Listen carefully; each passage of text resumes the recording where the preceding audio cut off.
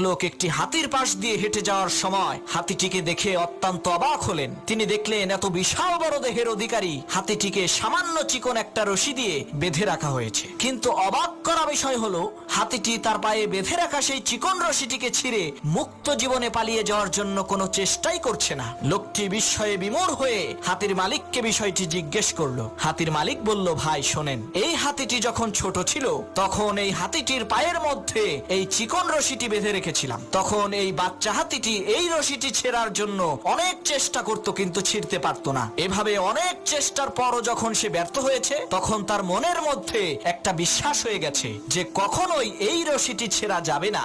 সেই বিশ্বাস নিয়ে এখনো হাতিটি দাঁড়িয়ে আছে, কোনোদিন একবারের জন্য ভুল করেও চেষ্টা করে দেখেনি। তখন সেই লোকটি বলল, আহারে, একবার যদি হাতিটা চেষ্টা করে দেখতো তাহলে সে চিরকালের জন্য মুক্ত হয়ে যেত।